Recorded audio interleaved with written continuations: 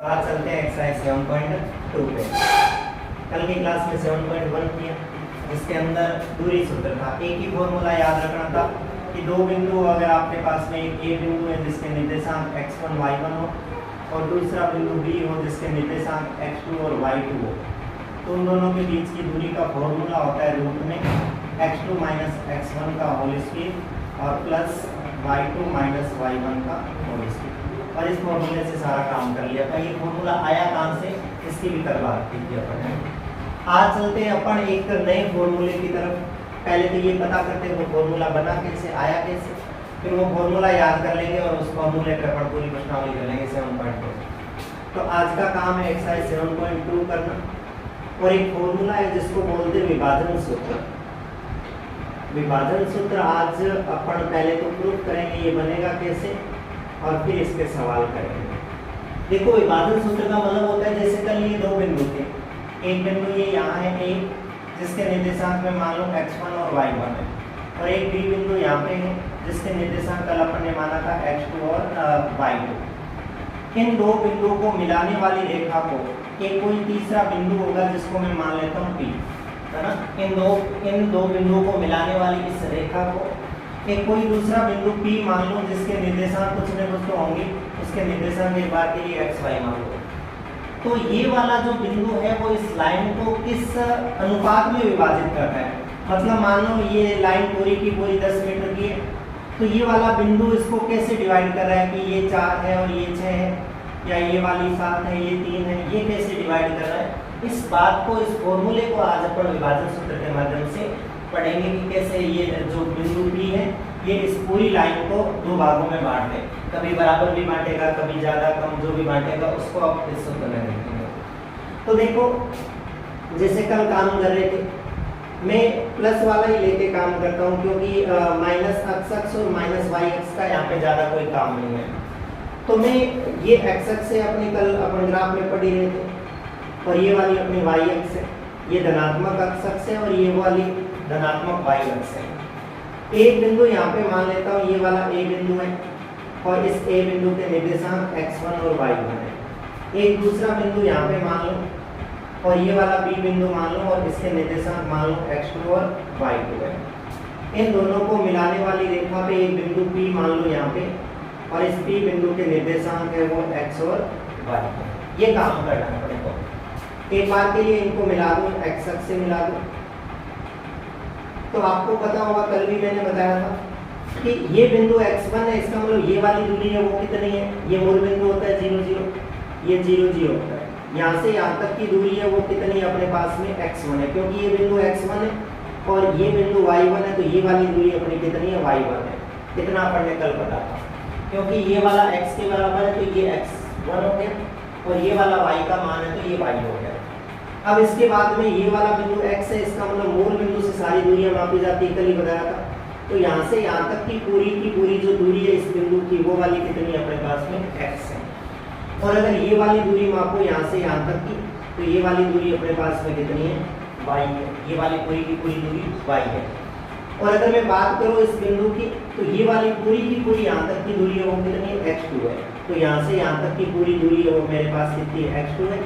और अगर मैं इसकी बात करूं तो ये वाली दूरी मेरे पास में कितनी है y2। ये मैंने इतना समझ आ जाना चाहिए, क्योंकि जो बिंदु ध्यान दे रखा था उस हिसाब से मैंने ये वाले मान रख दिए। अब मैं एक लाइन यहाँ पे खींचता हूँ। कल भी अपन ने एक समकोण त्रिभुज बना के काम किया था। एक ये लाइन खींचता हूँ, इससे ये वाला त्रिभुज बन गया समकोण त्रिभुज एक, और एक लाइन यहाँ से यहाँ पर खींचता हूँ, ये भी एक समकोण त्रिभुज बन गया। यहाँ पे ये वाला बिंदु B है, ये वाला A है, ये B है, इसको लिख दो C और इसको एक बार के लिख दो बिंदु D। अब देखना, ये वाला जो मान है यहाँ से यहाँ तक की ये जो दूरी, इसको मान लो एक बार के लिए जैसे ये किस अनुपात में विभाजित करती है, तो एक बार के लिए मैं कह दूँ कि ये m1 है और ये वाला कितना है m2 है। मतलब ये मान है जो 4 आया उसको मैंने एक बार m1 मान लिया, और ये जो 6 वाला है इसको m2 मान लिया। तो ये वाला बिंदु इसको मान लेता हूँ किसमें विभाजित करता है m1 के अंदर, और इस वाली को कितने में करता है m2 के अंदर। मतलब ये m1 भाग है इसका और ये m2 भाग है, ये काम करता है। और वास्तव में अपने को m1 और m2 की वैल्यू निकालनी, अनुपात निकालने, और कभी कभी अपने को ये बिंदु निकालने x और y। अब देखो, ये तो मिल गया मेरे को यहाँ से यहाँ तक की, मैं यहाँ साथ साथ में लिखता भी जाता हूँ कि मेरे पास में क्या मिल गया, AP मेरे को मिल गई कितनी M1 और मेरे को BP मिल गई कितनी M2, क्योंकि ये मान रखा है कि इस अनुपात के अंदर वो डिवाइड करता है।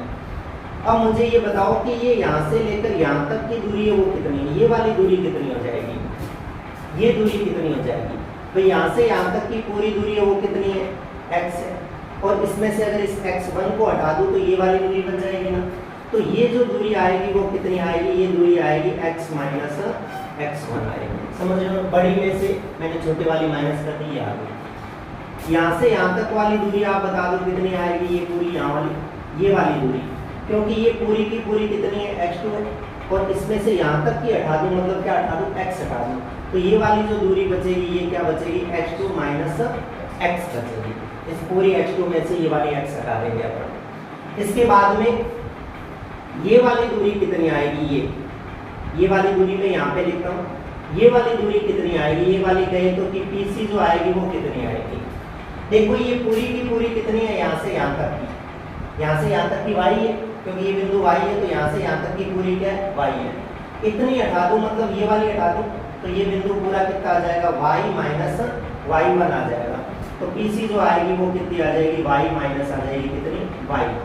और ऐसे इसकी बात करूँ, इसकी बात करूँ मतलब मैं BD की बात करूँ तो BD कितनी आ जाएगी, ये पूरी तो कितनी है, देखो y2 है यहाँ से यहाँ तक की, और इतनी हटा दूँ, इतनी हटा दूँ मतलब इतनी कितनी है, ये वाली y है, तो मैं y2 में से क्या हटा दूँ, y हटा दूँ अगर, तो मेरे पास में ये वाली दूरी आ जाएगी कितनी से। ये बात समझ में आ जानी चाहिए, ये निर्देशांक ज्यामिति है, और इस ज्यामिति के अंदर ही अपन ये पॉइंट निकाली है, और ऐसा काम मैंने कल की 7.1 जब बताई थी उसके अंदर भी बताया था, ये ज़्यादा कोई बड़ा मैटर नहीं है। अब इसके बाद में आगे देखो क्या करना है, एक छोटी सी चीज़ जब मैं एक्सरसाइज 6 पढ़ाऊंगा ना उस समय आपको बताया जाएगा।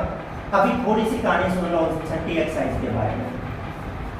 9th क्लास के अंदर आपने खूब पढ़ रखा होगा, 9th क्लास में एक एक्सरसाइज थी समान समता की, समरूपता की, यानी मैं ये कहानी यहाँ बताता हूँ फिर उस पर वापस चलते हैं। देखो दो त्रिभुज होते हैं, एक त्रिभुज मान लो ABC है और एक त्रिभुज मान लो कौन सा PQR है। ये दो त्रिभुज मान लो, एक ABC है और एक PQR त्रिभुज है। ये दोनों त्रिभुज समरूप का मतलब जब छठी एक्सरसाइज पढ़ाएंगे उस समय ये वाली अच्छे से पढ़ाएंगे तो ये और ज्यादा समझ आ जाएगी आपको। दो त्रिभुज समरूप होते हैं, समरूप का मतलब उनकी शक्ल समान होती है, उनकी बनावट समान होती है, छोटे बड़े से कोई फर्क नहीं पड़ता। भाई ये दो वृत्त बना दिए, एक ये वृत्त बनाया और एक ये वृत्त बनाया, ये दोनों की शक्ल सेम है, इसका मतलब ये दोनों आकृतियां वो कैसी है, समरूप आकृतियां, भले इनका आकार बराबर ना हो, इनकी शेप सेम है, इनकी बनावट सेम है, इसलिए समरूप है। तो दो त्रिभुज समरूप होते हैं, ये समरूपता का चिन्ह होता है ऐसे, है ना। कोई भी दो कोण बराबर हो तो समरूप हो जाते हैं, भुजाओं का अनुपात बराबर हो तो हो जाता है। अब ये समरूप त्रिभुज हो गए। समरूप त्रिभुजों की खासियत होती है, क्या खासियत होती है, पहली खासियत तो ये होती है कि उनके संगत कोण बराबर होते हैं। अगर यहाँ पे त्रिभुज ABC समरूप है त्रिभुज PQR के, तो इसकी खासियत ये है कि इनके संगत कोण बराबर होंगे। संगत कोण बराबर मतलब इस त्रिभुज का A कोण इसके P के बराबर होगा, इसका B कोण इसके Q के बराबर होगा, इसका C कोण इसके R कोण के बराबर होगा। पहली खासियत तो ये होती है कि इनके संगत कोण होते हैं वो बराबर होते हैं।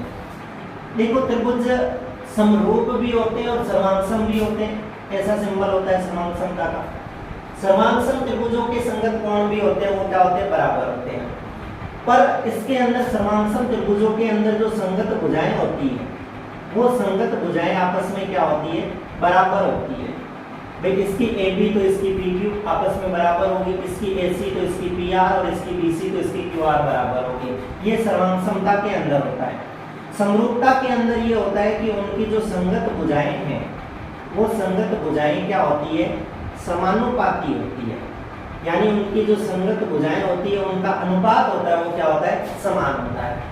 तो इस भुजा, इस त्रिभुज की भुजा AB और इसकी संगत भुजा ये PQ, इन दोनों का अनुपात, अनुपात का मतलब बट्टे में लिखना होता है। इस त्रिभुज की भुजा BC और इस त्रिभुज की भुजा कौन सी, QR, इनका अनुपात, और इस त्रिभुज की भुजा कौन सी, AC, और इस त्रिभुज की भुजा कौन सी, PR, इनका अनुपात देखो, संगत भुजाओं का अनुपात होता है वो सदैव क्या होता है, बराबर होता है। तो समरूप त्रिभुजों की ये प्रमेय होती है, ये खासियत होती है कि उनके संगत कोण बराबर होते हैं और उनकी संगत भुजाएं होती है वो समानुपाती होती है।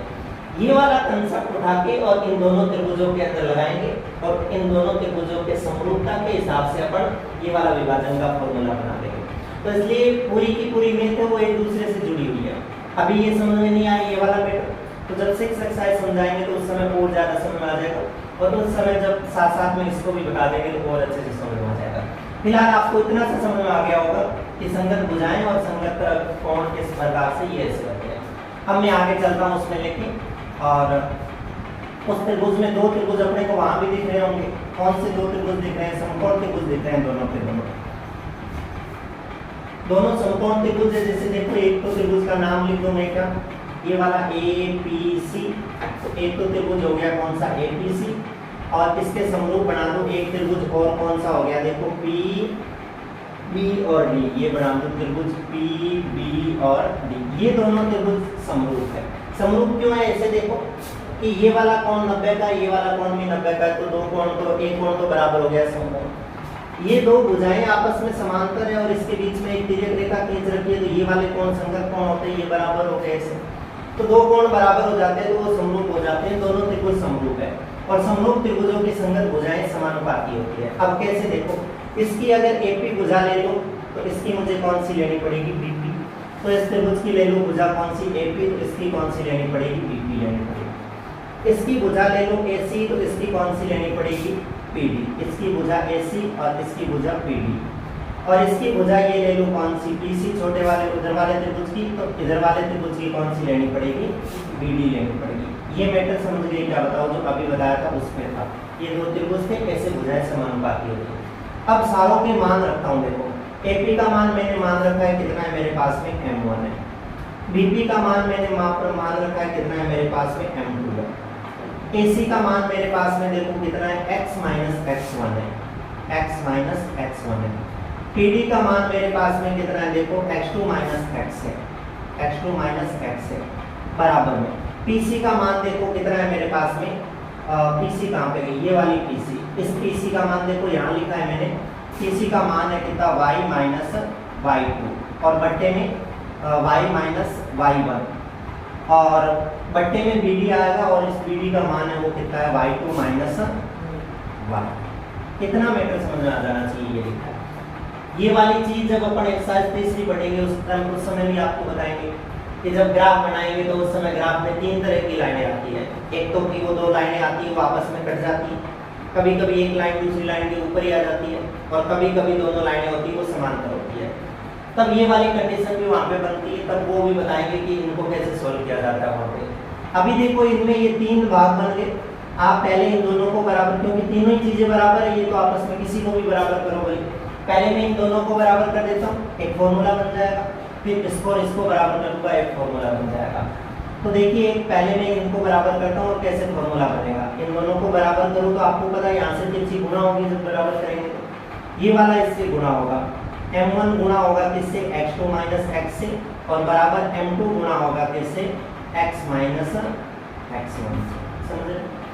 अंदर गुणा करवाई जाती है तो ये हो जाएगा क्या? M1 x2, और ये हो जाएगा माइनस M1 x, बराबर में ये इसकी गुणा कराएंगे तो ये हो जाएगा M2 x, और माइनस ये हो जाएगा कितना? M2 x1, M2 x1। अब मैं x वालों को एक साइड कर लूँ और x2 और x1 वालों को अलग कर दूँ, क्योंकि मुझे वैल्यू x की निकालनी, वो बिंदु निकालना है मुझे। तो मैं इसको तो उधर ले जाऊँ, तो देखो ये M1 x2 तो यहीं पड़ा है, इसको उधर ले जाऊँ तो ये प्लस का हो जाएगा कितना? M2 x1, बराबर ये M2 x यहीं पड़ा है, उसको इधर लाएंगे तो प्लस का हो जाएगा, वो हो जाएगा कितना? M1 x। इसको उठा के इधर ले आएंगे। अब ये तो एक बार पड़ा है M1 x2, और प्लस ये वाला पड़ा M2 x1, बराबर में। इन दोनों में कॉमन क्या चीज है? x कॉमन है, तो अंदर बचेगा M1 plus M2। M1 plus M2 लिखो चाहे M2 प्लस M1 लिखो, कोई फर्क नहीं पड़ेगा। 5 प्लस 3 लिखोगे तो भी 8 आएगा, और 3 प्लस 5 लिखोगे तो भी 8 आएगा। अब मुझे तो x की वैल्यू निकालनी है, x की वैल्यू निकालनी है, तो ये पूरा का पूरा उसके भाग में जाएगा। तो यहाँ से x की वैल्यू क्या आ जाएगी? ये आ जाएगी M1 x2 plus M2 x1, और बट्टे में क्या आ जाएगा? M1 plus M2। ये फॉर्मूला बन गया अपने x निकालने का। ये बात समझ में आएगी।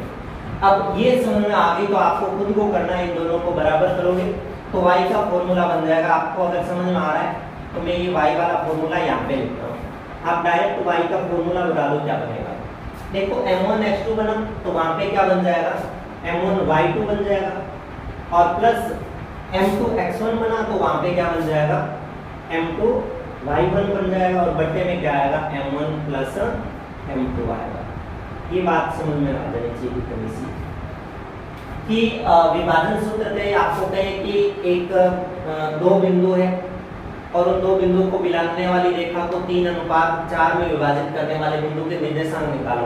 मतलब आपको x और y पूछना है, उस समय आपको m1 m2 दे देगा वो सवाल के अंदर, x1 y1 और x2 y2 दे देगा। ये वाले दोनों अलग अलग फॉर्मूले लगा के आपको क्या निकाल लेना, वो बिंदु निकाल लेना है। थोड़ा सा और समझो, बाद में डायरेक्ट फॉर्मूला याद करवा दूंगा और उस पर अपन एक्सरसाइज 7.2 कर लेंगे। ये आया कैसे ये समझ में आ जाना चाहिए। थोड़ा सा और देखना, एक बार के लिए मान लो ये वाला P बिंदु है ना, वो एकदम कहाँ पे आ जाए, बीचों बीच आ जाए। P बिंदु है एकदम क्या आ जाए, बीचों बीच आ जाए।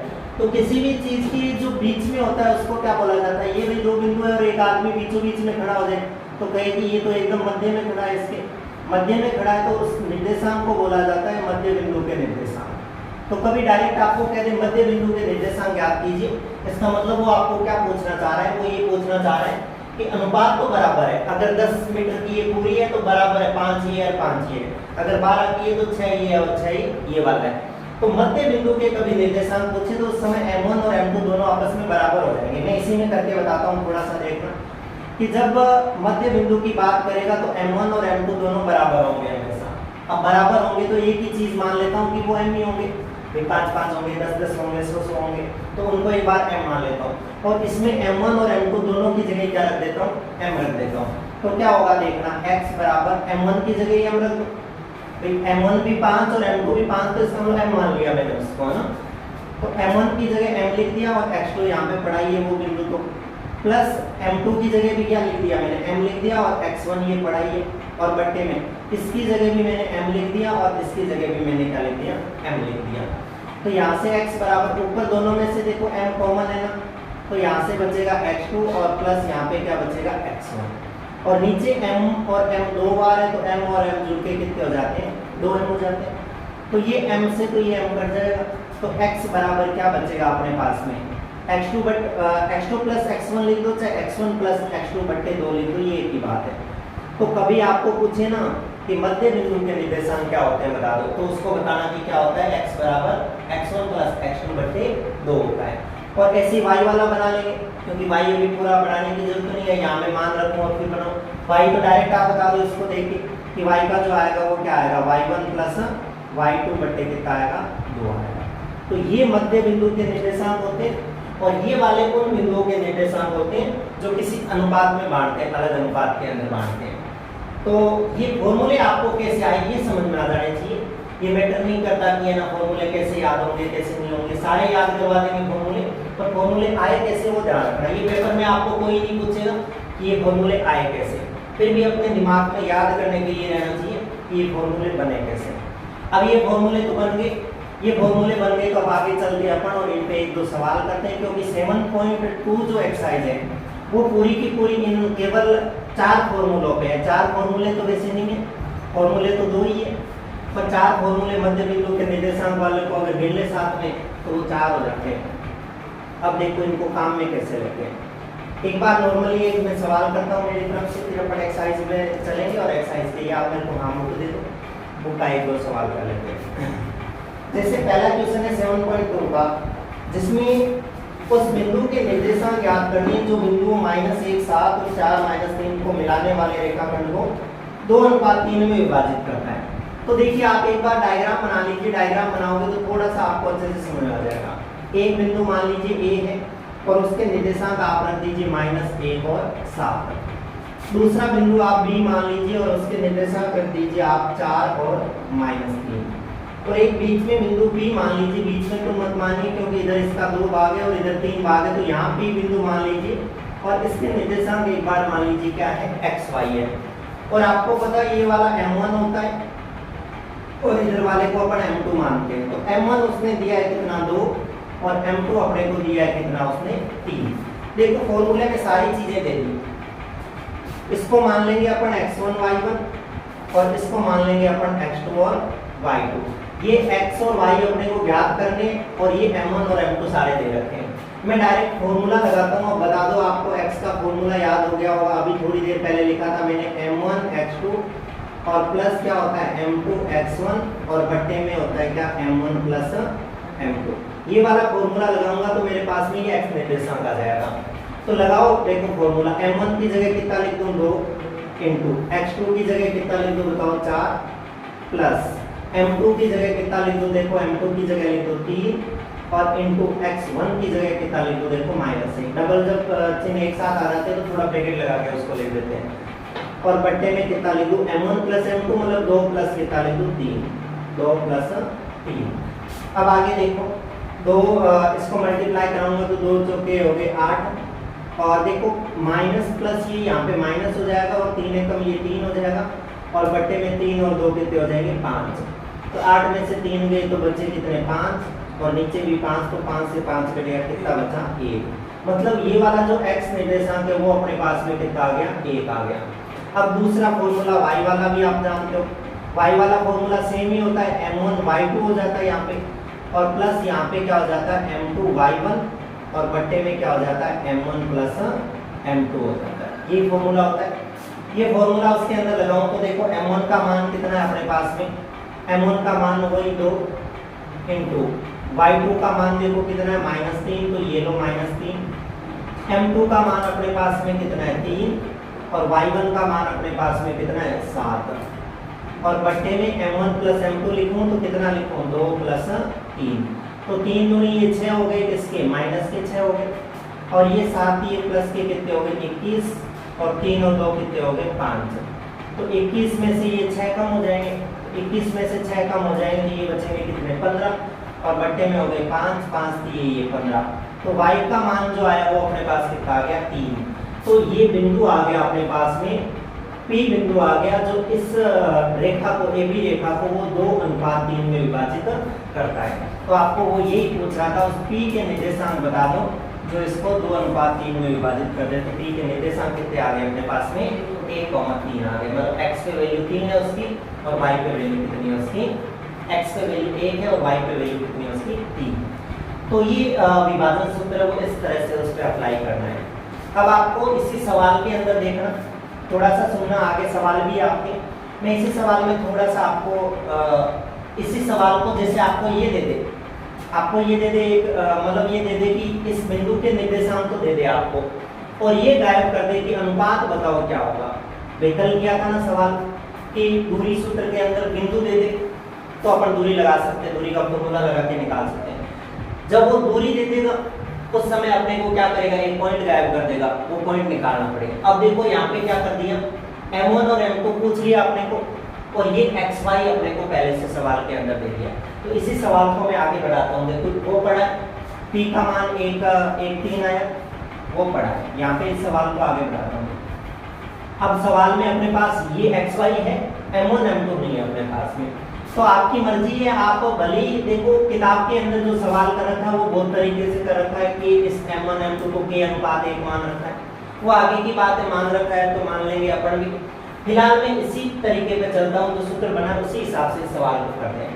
देखना ये वाला फॉर्मूला लगाता हूँ मैं वापस यहाँ पे। अब फॉर्मूला नहीं लिखूंगा, देखो x की वैल्यू, अब x की वैल्यू कितनी लिखूँ 1 लिख दूँ क्योंकि ये बिंदु दे दिया है अपने को उसने, x की वैल्यू 1 लिख दी। अब की बार m1 की वैल्यू उसने नहीं दी तो मैं m1 की जगह m1 ही पढ़ा रहने दूंगा क्योंकि याद करना है मेरे को। इनटू x2 की देखो वैल्यू कितनी दे रखी है उसने 4 दे रखी है, तो ये 4 प्लस m2 भी उसने नहीं दे रखा अपने को इनटू और x1 की जगह बताओ कितना दे रखा है उसने -1 दे रखा है, ये -1 और बट्टे में m1 प्लस m2 अपने को नहीं दे रखा। ये बात समझ में आ गई क्या बताओ। m1 m2 नहीं दे रखा था, हमेशा का वैसा पड़ा। अब की बार ये x की जगह ये लिख दिया है।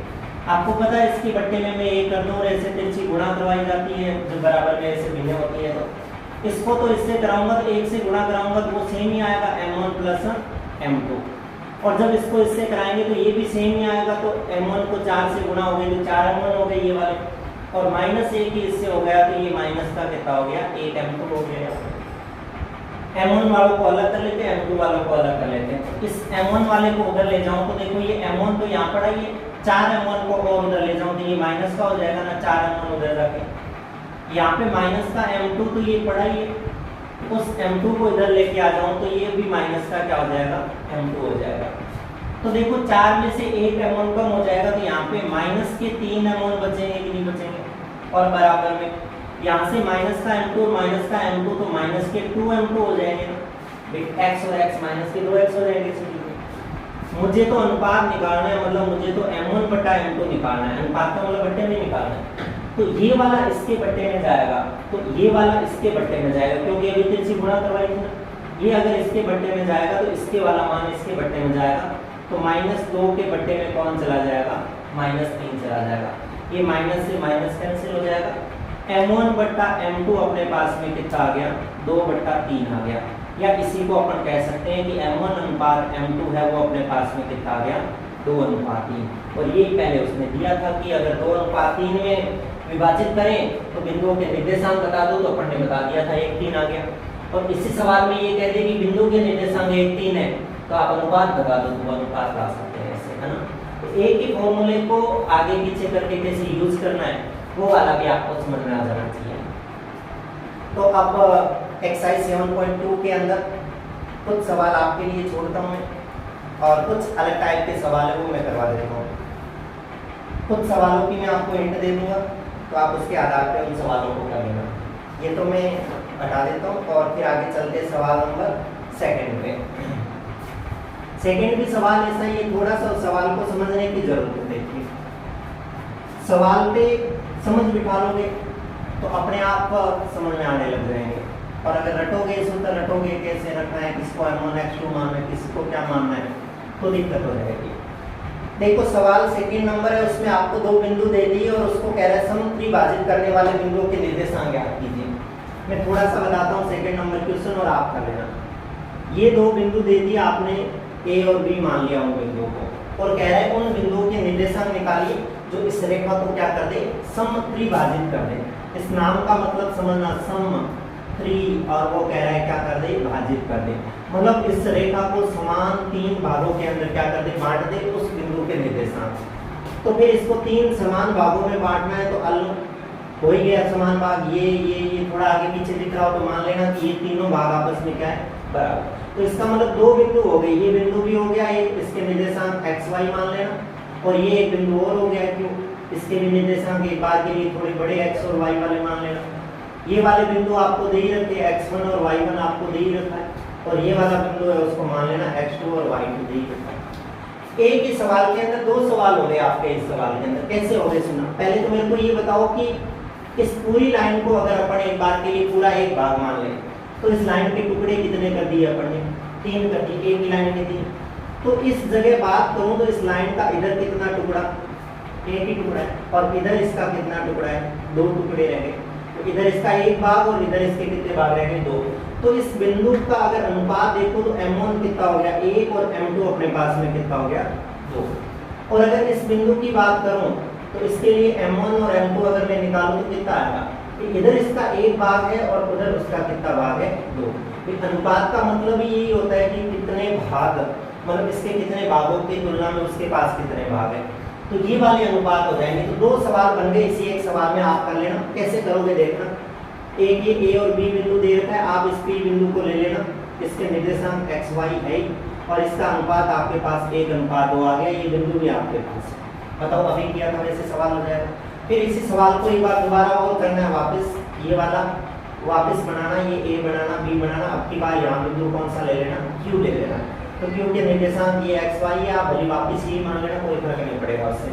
और इसका अनुपात कितना आ जाएगा, 2:1 आ जाएगा। तो M1 M2 के मान ये आगे, और ये आपको दे ही रखे बिंदु, तो दोबारा सवाल हो जाएगा। तो मतलब एक ही सवाल है, वो 2 बार करना है आपको, और ये सवाल सेकंड आपको करना आपसे हो जाएगा। ऐसे ही आपको कहते समान 4 भागों में बांटे तो भी कर दोगे, क्या बताओ, समान 4 भागों का कहे तो भी कर देना, 5 का कहे तो भी कर देना, जैसा आपको उचित लगे। एक सवाल भी है ऐसा शायद आपके 4 भागों में बांटने वाला। सवाल नंबर 9 एक बार देखो, 9वां जो सवाल है वो 9वां सवाल 4 भागों में बांटने वाला है। बताओ एक ये लाइन है अपने पास में, ये ए है और ये वाली बी है। इसको 4 भागों में बांटना है, तो ये 3 बिंदु होंगे जो 4 भागों में बांटेंगे, 1 2 3 4 होंगे। अब देखो इसको P मान लेना, इसको Q मान लेना, इसको R मान लेना, ये बिंदु आपको दे ही रखे होंगे। बस इसके अंदर सवाल कितनी बार करना पड़ेगा आपको, 3 बार करना पड़ेगा। एक ये अनुपात कितना हो गया आप बताओ अगर समझ में आए तो। इस लाइन का इधर 1 भाग है और इधर कितने भाग है, 3। इसका अनुपात 1:3 हो गया। इसका अनुपात क्या है आपके पास में, तो इधर 2 भाग है इसके और इधर भी इसके कितने भाग है, 2:2 हो गया। और इसका करना है तो इसके 3 भाग है और इसके कितने 1। ये थोड़ा बड़ा हो जाएगा सवाल, लंबा हो जाएगा। थोड़ा सा इसको अगर छोटा भी करना चाहो तो हो जाएगा ये वाला सवाल। मैं इस सवाल को नौवें सवाल को एक बार करके दिखाता हूँ। देखो यहाँ पे ये A है और ये वाला B है। आप निर्देशांक बता दो। A के निर्देशांक अपने पास में -2 2 और 2 8 है। -2 2 और ये वाला है कितना, 2 8। इसको 4 भागों में बांटना है। एक बार के लिए मैं ये Q बिंदु निकालूं। एक बार के लिए क्या निकालूं, Q बिंदु। बताओ ये वाला जो Q बिंदु है इस AB का मध्य बिंदु है नहीं है, बीच वाला, क्योंकि इधर इसके 2 भाग और इधर भी इसके 2 भाग। और मध्य बिंदु के निर्देशांक थोड़ी देर पहले मैंने बताया था, क्योंकि जब फॉर्मूला अपन ने अगर सीख लिया तो थोड़ा उसको काम में करने में तो ऐसे कर लोगे सवाल, थोड़ा सा फॉर्मूला बना लिया तो उसको काम में ले कैसे। मैंने बताया था मध्य बिंदु का निर्देशांक अगर x निकालना हो तो उसका फॉर्मूला होता है क्या, x1 + x2/2 होता है। x1 कितना है बताओ, -2 और प्लस x2 कितना अपने पास में 2 और बट्टे में क्या आ जाएगा, 2 हो जाएगा। हाँ ये x2 होगा कोई।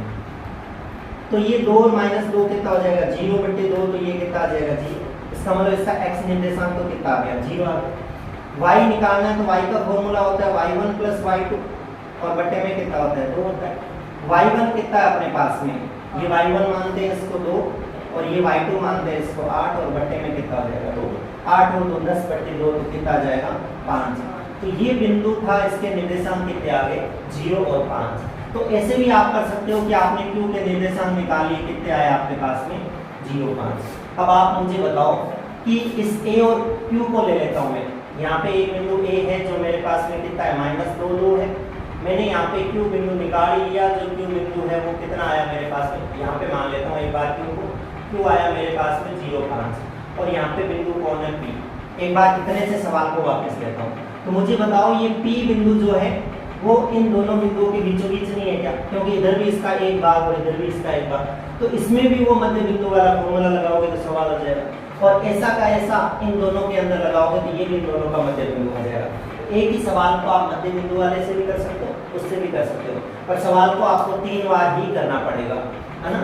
ऐसे करोगे तो भी 3 बार करना पड़ेगा और ऐसे करोगे तो भी इस सवाल को 3 बार करना पड़ेगा। तो ये 9वां सवाल है, वो इसी तरह का सवाल है। इसके बाद में आपके 3rd नंबर सवाल है। 3rd नंबर सवाल भी हो जाएगा। मैं इसके निर्देशांक बता दूं आपको तीसरे सवाल के। तीसरा सवाल आप कर लोगे, क्योंकि इसके अंदर थोड़ा सा लंबा सवाल दे रखा है, सिर्फ भाषा ही दे रखी है। इसके अंदर ऐसा कुछ नहीं है कि ना इतना लंबा सवाल है तो ये सॉल्व कैसे होगा। ये सॉल्व भी आसानी से हो जाएगा। जैसे ये कह रहा है कि 2 जने हैं वो भागते हैं और झंडे गाड़ देते हैं जहाँ भी जगह बता रखी है।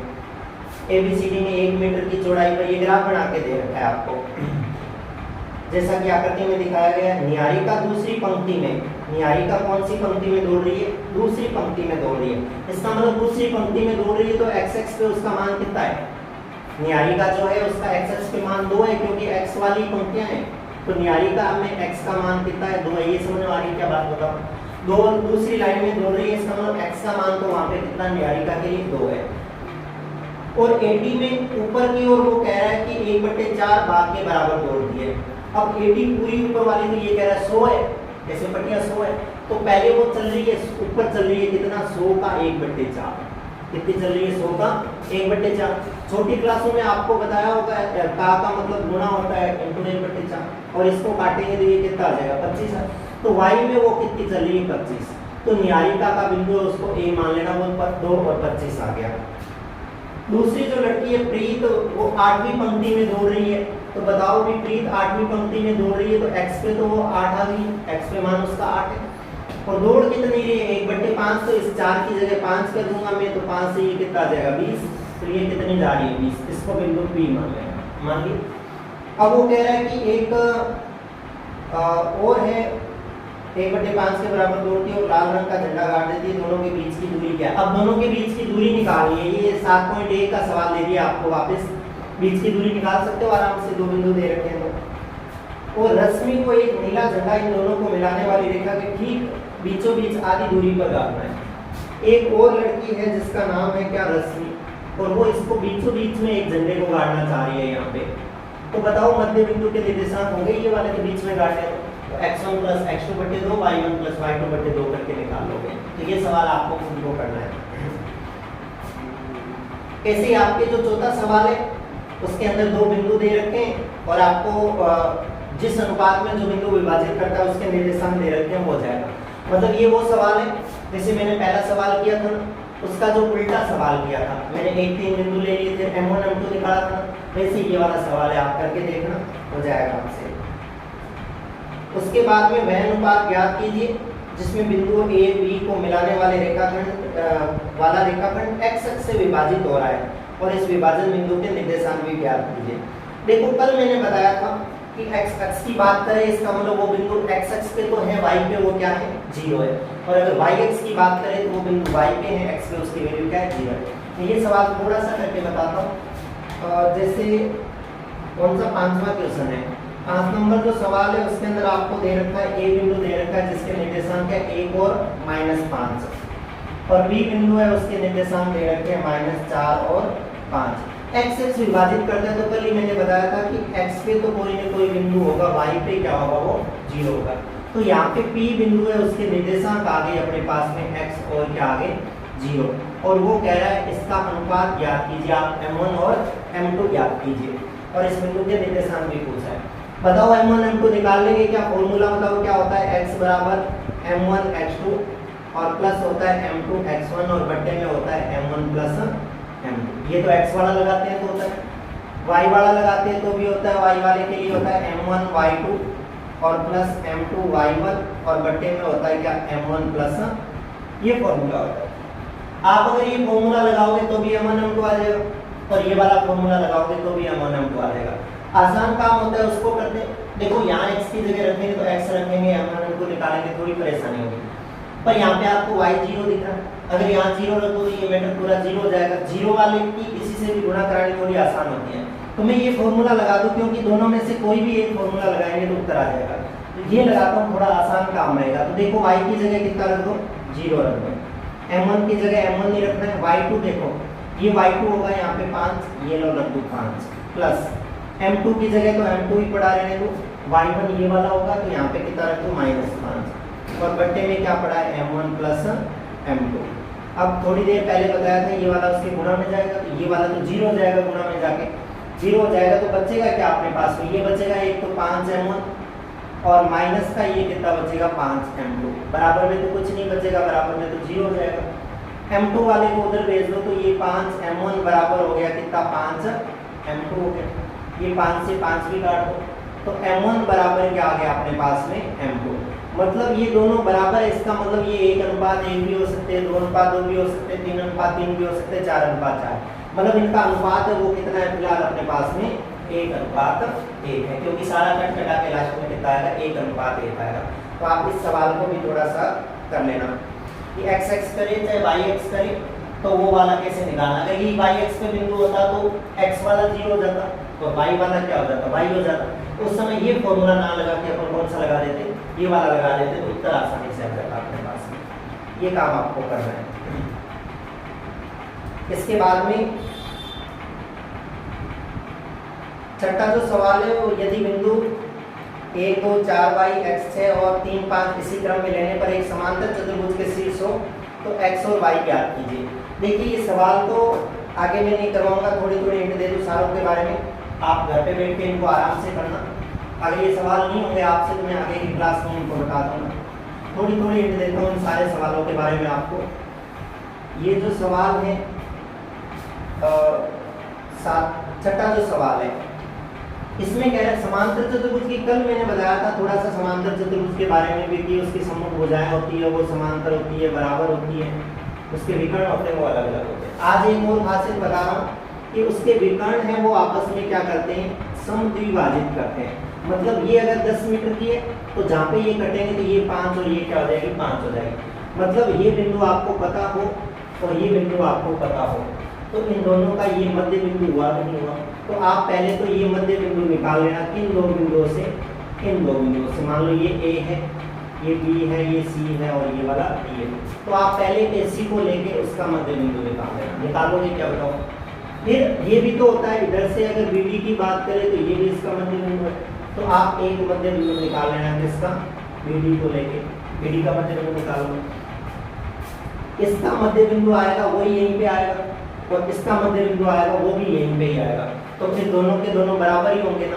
दोनों बराबर होंगे तो आपको दोनों को लास्ट में क्या करना है, बराबर करना है। बराबर करोगे तो कुछ कट पिट के आपके जो एक्स वाई गायब कर रखे होंगे उनके मान आ जाएंगे। तो ये काम आपको करना है ना। नहीं आएगा ये सवाल तो मैं कल और बता दूंगा। इसके बाद में ये तो हो गया छठा। सातवां जो सवाल है एबी वृत्त का व्यास है। देखो वृत्त ऐसा होता है और इस वृत्त का व्यास ये वाला एबी है, ये ए है और ये वाला क्या है, बी है। तो इसका मतलब अगर केंद्र की बात करो ये ओ, तो केंद्र तो इन दोनों का मध्य बिंदु होता है क्योंकि त्रिज्याएं होती है, ये दोनों बराबर होती है आपस में। दिया क्या है इसने, जिसका केंद्र 2 - 3 है। ये वाला बिंदु आपको दे दिया 2 - 3। आपको निकालना क्या है, ए के निर्देशांक ज्ञात करने, मतलब इसके निर्देशांक आपको ज्ञात करने और बी के निर्देशांक दे दिए कितने, 1 4। तो ये वाला एक बार के लिए x1 y1 मान ही लेना। ये वाला x2 y2 है ही आपके पास, मध्य बिंदु होता है उसको xy बोलते हैं। ये फॉर्मूला वो है, मध्य बिंदु का सूत्र लगाओगे इसके अंदर। मध्य बिंदु के सूत्र में देखना ये xy मध्य बिंदु दे दिया आपको पहले से और आपको ये वाला बिंदु निकालना है। तो वो सवाल जो x बराबर x1 + x2/2 है उल्टा करना उसका। मैं एक बार के लिए करता हूँ। देखो x बराबर होता है क्या, x1 + x2 बट्टे में क्या होता है, तो ये फॉर्मूला होता है। तो x की जगह तो ये लिखना पड़ेगा मुझे क्योंकि दे दिया पहले से उसने। x1 नहीं दिया, ज्ञात करना है मेरे को x1। x2 की जगह मैं कितना लिखूंगा, 1 और बट्टे में कितना पड़ा है, 2। ये उधर जाएगा तो 2 दूनी हो जाएगा 4 और ये 1 उधर जाएगा तो माइनस का हो जाएगा बराबर में x1। तो x1 की यहाँ से वैल्यू कितनी आ जाएगी, 3। और ऐसे ही y वाला निकालोगे तो y वाले की वैल्यू आपके आ जाएगी। तो ऐसा करके ये वाला बिंदु आ जाएगा। ये मोस्ट सवाल है, पेपर में आने लायक सवाल है। तो ये 7वां सवाल है, वो इस हिसाब से कर लेना आप। 8वां सवाल है, वो भी अच्छा सवाल है, उसके अनुपात में बता दो। देखो ये कह रहा है कि एक रेखाखंड है ए और बी, ये मान लो ए है और ये वाली मान लो बी है। ए और बी को जिसके निर्देशांक दे रहे थे, बिंदु पी का निर्देशांक ज्ञात कीजिए। बिंदु पी इसके है कहीं ना कहीं है इस रेखा पे, इसके निर्देशांक ज्ञात कीजिए ताकि एपी बराबर 3/7 एबी हो जाए। ये इसने दे दिया कि एपी बराबर कितना हो जाए, 3/7 क्या हो जाए, एबी हो जाए। ये वाला मैटर उसने दे रखा है। अपने को पहले इससे क्या निकालना है, अनुपात निकालना है। ध्यान से सुनना देखना, मुझे यहाँ मान किसके चाहिए ये बताओ। मुझे तो मान एपी और बीबी के चाहिए। एबी से तो मुझे कोई लेना देना है ही। तो मैं इस एबी को तोड़ देता हूँ। एबी को कैसे तोड़ दूँ, ऐसे तोड़ दूँ। देखना एबी को बताओ मैं ये लिख सकता हूँ एपी + पीबी, दोनों के योग के बराबर ही है, पूरी की पूरी है ये वाली। तो इसको क्या लिख दूँ, एपी + पीबी लिख सकता हूँ। आपको पता होगा ये वाला 7 जो इसके भाग में उसके मल्टीप्लाई में चला जाएगा तो ये 7 एपी हो जाएगा। इस 3 के अंदर मल्टीप्लाई करानी पड़ेगी सारों को। तो 3 के इससे करा दो तो ये कितना हो गया, 3 एपी। और इस 3 के इससे करा दो तो ये क्या हो गया, 3 बीपी या पीबी हो गया। एपी को एपी के साथ ले जाऊं तो ये 7 एपी और ये माइनस का कितना हो गया, उधर जाके 3 एपी हो गया और बराबर में कितना है, ये 3 पीबी बच गया। अब 7 एपी में से 3 एपी जाएगा तो कितना एपी बचेगा, 4 एपी बचेगा और बराबर में ये कितना बचेगा, 3 पीबी बचेगा। मुझे तो अनुपात का मतलब एपी ये अगर इसके भाग में जाएगा पीबी के, एपी के बीबी, तो ये वाला इसके भाग में आएगा, कितना आएगा, 3/4। इसका मतलब ये जो अनुपात है वो कितना है, 3/4 है, क्योंकि एपी कितना है, 3 है और पीबी कितना है, 4 है। अब ये देखो अनुपात मैंने निकाल दिया। अब इसके बाद में काम आपका ये वाले आपको निर्देशांक काम में ले रखें, ये वाला अनुपात काम में लेके इसके निर्देशांक x और y निकाल लेना। कितना सा काम आपका है। इसके बाद में 9वां सवाल तो मैंने पहले बता ही दिया। और इसके बाद में 10वां जो सवाल है उसमें लिख रखा है कि एक समचतुर्भुज का क्षेत्रफल ज्ञात कीजिए जिसके शीर्ष इसी क्रम में दे रखे हैं। देखो समचतुर्भुज कल मैंने बनाया था ऐसे। समचतुर्भुज का मतलब कि उसकी चारों की चारों भुजाएं होती है, वो आपस में क्या होती है, बराबर होती है। और इसका क्षेत्रफल भी दे रखा है कि उसके विकर्णों के गुणनफल होता है 1/2। तो आप बताओ ये विकर्ण निकाल सकते हो, ये वाला ये दूरी निकाल सकते हो इन दोनों बिंदुओं से, तो ये दूरी निकाल लेनी है। ये दूरी निकाल सकते हो, बताओ इन दोनों बिंदुओं से, बस कुछ नहीं करना, 1/2 इंटू विकर्णों का गुणनफल, मतलब ये आए, मान लो एक बार ए बी आए ये वाली, और ये वाली जितनी आए पी बी आए जो भी आए, इन दोनों को आपस में क्या कर लेना, मल्टीप्लाई करवा देना, दोनों के उत्तर आ जाएंगे। बीच की दूरी निकाल के आप विकर्ण निकाल लेना, और फिर इसमें फॉर्मूला दे रखा है, उस फॉर्मूले में रख देना, ये वाला सवाल हो जाएगा।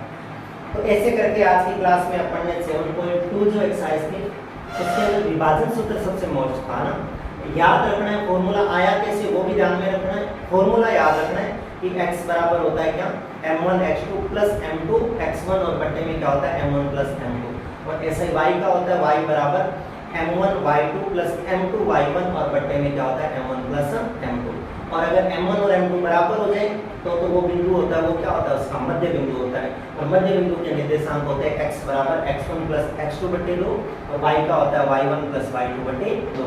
ये वाले फॉर्मूले लगा के आगे पीछे करके और थोड़े से आपको सवाल करते हैं। तो अब अपन आगे मिलते हैं आगे की क्लास में 7.3 के अंदर।